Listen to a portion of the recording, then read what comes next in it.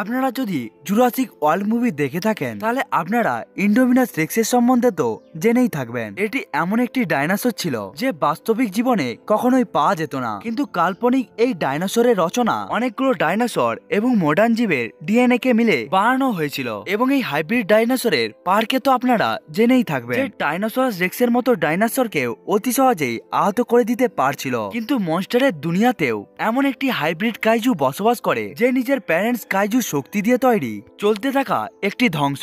এমন পরিস্থিতিতে এই হাইব্রিড মনস্টারটি কি কিং অফ দ্য মনস্টারের সিংহাসনকে কি ছিনিয়ে নিতে পারবে, নাকি সমস্ত মনস্টারের রাজা গডজিলা নিজের সিংহাসনকে একটুও লড়তে দিবে না? আমরা কথা বলছি প্যাসিফিক রিমের মেগা কাইজু এবং মনস্টার ভার্সের লেজেন্ডারি গডজিলার সম্বন্ধে। চলুন বন্ধুরা ভিডিওটাকে শুরু করা যাক। বন্ধুরা ভিডিওটাকে শুরু করার আগে আমি আপনাদেরকে এই বলে দিই যে আপনারা যদি এই চ্যানেলে নতুন এসে থাকেন তাহলে চ্যানেলটাকে সাবস্ক্রাইব করবেন এবং ভিডিওটা ভালো লাগলে লাইক করতেও ভুলবেন না। সব থেকে প্রথমে লেজেন্ডারি গডজিলার সম্বন্ধে ভালোভাবে জেনে নেওয়া যাক। লেজেন্ডারি গডজিলা হলো সমস্ত মনস্টারের রাজা। লেজেন্ডারি গডজিলা মানুষদেরকে রক্ষা করে থাকে এবং ভিলেন মনস্টারগুলোকে লেজেন্ডারি গডজিলা একেবারেই মেরে দেয়। লেজেন্ডারি গডজিলা পৃথিবীর মধ্যে থাকা এমন একটি শক্তি যাকে নাড়ানোর ক্ষমতাও কারো কাছে নেই। সাল 2021 আসা মুভির অনুসারে গডজিলা 394 ফিট অর্থাৎ 120 মিটারের মতো লম্বা হয়ে থাকতো এবং এই মনস্টারের ওজন ছিল প্রায় 1 লক্ষ টন। এই মনস্টারের সামনে বড় বড় টাওয়ারও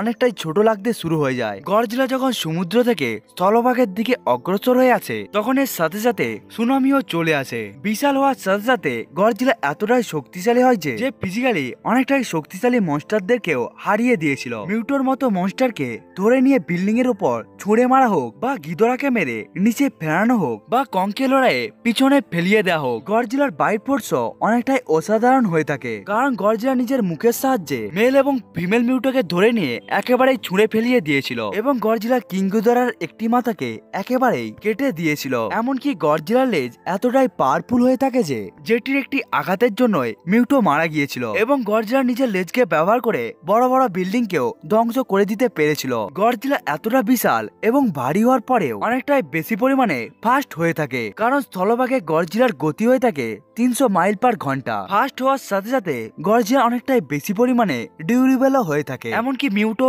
এবং কিং গিদরার হামলাও গডজিলাকে অতটা বেশি পরিমাণে আহত করতে পারেনি। এমনকি গিদরা গডজিলার উপরে অনেকটাই বেশি পরিমাণে অ্যাটাক করছিল, এমনকি গডজিলার উপরে অনেকগুলো কামড় বসিয়েছিল, এমনকি এর উপরে গ্র্যাভিটি বিম দিয়েও অ্যাটাক করেছিল এবং আকাশের অনেকটা উপরে নিয়ে গিয়ে স্থলভাগের মধ্যে ফেলিয়েও দিয়েছিল। কিন্তু এরপরও গডজিলা মারা যায়নি। গডজিলার উপরে যখন 15 মেগাটনের পারমাণবিক বোমা তার উপরে ফেলে দেওয়া হয়েছিল তখনও গডজিলার কোনো প্রকার ক্ষতি হয়নি। অক্সিজেন ডেস্ট্রয়ার শক্তিশালী হামলাও গডজিলাকে মারতে সক্ষম হয়নি। কিন্তু এই হাতিয়ারটি এতটাই শক্তিশালী ছিল যেটি 2 মাইল জুড়ে থাকা সমস্ত প্রকার জীবকে একেবারে মেরে দিয়েছিল। গডজিলার অ্যাটমিক ব্রেথ এতটাই শক্তিশালী যে যেটির প্রভাবে ফিমেল মিউটো একেবারে মারা গিয়েছিল এবং গিদরাকে নিজের অ্যাটমিক ব্রেথকে ব্যবহার করে অনেকটাই পিছনে ফেলিয়ে দিয়েছিল। এমনকি গডজিলা নিজের অ্যাটমিক ব্রেথকে ব্যবহার করে পৃথিবীর মধ্যে অনেকটাই বড় গর্ত খুলে দিয়েছিল। কিন্তু গডজিলা যখন নিজের বার্নিং ফর্মে এসে যায় তখন এর শক্তির সামনা কিং গিদরাও করতে পারেনি। বার্নিং স্টেটে এর পা যেই সমস্ত জায়গায় পড়ে সেই সমস্ত জায়গাগুলো একেবারেই ধ্বংস হয়ে যায়। এসব ছাড়াও নিউক্লিয়ার পালস এতটাই শক্তিশালী অ্যাটাক যে যেটি কিং গিদরার একেবারে জীবনও নিয়ে নিয়েছিল। এবার আসা যাক প্যাসিফিক রিমের হাইব্রিড মনস্টার মেগা কাইজুর কাছে। এর নির্মাণ ক্যাটাগরি 4 এবং 5 মনস্টারকে মিলিয়ে বানানো হয়েছিল। এর ডিএনএ তে রাইজিং, গুজা, ম্যারাথনের মতো জীবের ডিএনএ ছিল। এমনকি মেগা কাইজুর নির্মাণে ছোট ছোট কাইজুকেও ব্যবহার করা হয়েছিল। এই কারণেই হয়তো এই মনস্টারের কাছে এতটাই শক্তি এসে যায় যে চাইলেই পুরো শহরকে কয়েক সেকেন্ডের মধ্যে ধ্বংস করে দিতে পারে। মেগা কাইজু আকারেও অনেকটা বিশাল হয়ে থাকে। মেগা কাইজু 128 মিটার উঁচু, 108 মিটার লম্বা এবং 60,500 টনের মতো ভারী হয়ে থাকে। এই মেগা কাইজুর কাছে দুটো বড় লেজ রয়েছে এবং এর পুরো শরীর ক্রিস্টালের মতো শক্তিশালী ধাতু দিয়ে বানানো হয়েছিল। এর সাথে আকুজার মতো মেগা কাইজুর কাছে লিম্স রয়েছে এবং মেগা কাইজুর মাথাও 3টি কাইজুর মিশ্রণে বানানো হয়েছিল। এবার মেগা কাইজুর পাওয়ার এবং এবিলিটির সম্বন্ধে জেনে নেওয়া যাক। যেহেতু এই মনস্টারটি 3টি মনস্টারকে মিলিয়ে বানানো হয়েছিল এই জন্য মেগা কাইজুর কাছে এই 3টে মনস্টারেরই পাওয়ার এবং এবিলিটি রয়েছে। মেগা কাইজুর পুরো লেজ একেবারেই কাঁটা কাঁটাদার হয়ে থাকে। এই জন্যই একাকারের আর্মার একেবারেই নষ্ট হয়ে গিয়েছিল। এই মনস্টারটি কাইনেটিক এনার্জিকে অ্যাবজর্ব করার সাথে সাথে ওই এনার্জির দিককেও পরিবর্তন করে দিতে পারে, যার ফলে মেগা কাইজু অতি সহজেই তার অপোনেন্টদেরকে হারিয়ে দিতেও পারে। মেগা কাইজুর রিডাইরেক্টেড ব্লাস্ট একার আর্মারকে একেবারেই হাওয়ায় উড়িয়ে দিয়েছিল। মেগা কাইজু এতটাই বেশি পরিমাণে স্ট্রং এবং ডিউরেবল হয়ে থাকে যে একারকে একেবারেই ঘুরিয়ে ঘুরিয়ে বিল্ডিং এর উপর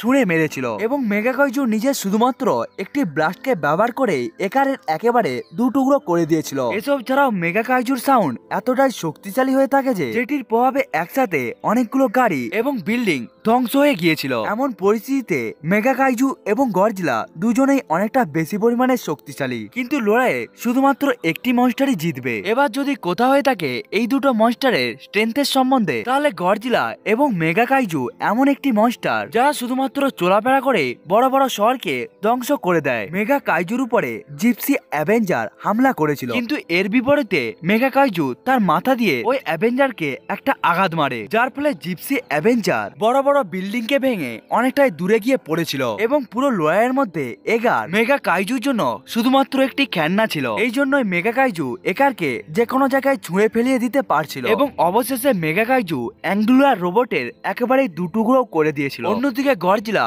জলের বাইরে আসা মাত্রই ওখানে সুনামি এসে যায় এবং গডজিলা কোনো প্রকার মনস্টারের সাথে লড়াই করলে বড় বড় বিল্ডিং ও ধ্বংস হয়ে যায়। গডজিলা যখন মেগা কাইজুর মতো মিউটোকে তুলে নিয়ে বিল্ডিং এর উপর ছুঁড়ে মেরেছিল, তখন ওই বিল্ডিংটি একেবারেই ধ্বংস হয়ে যায়। কিন্তু মেগা কাইজু যে এগারকে উড়িয়েছিল সেটির ওজন ছিল শুধুমাত্র 2000 টন। অন্যদিকে মিউটো 46,000 টন ভারী মনস্টার, এমনকি গডজিলা 1,40,000 টন ভারী কিং গিদোরাকেও ধাক্কা মেরে একেবারেই ফেলিয়ে দিয়েছিল। অর্থাৎ স্ট্রেংথের দিকে মেগা কাইজুর থেকে লেজেন্ডারি গডজিলায় আগিয়ে রয়েছে।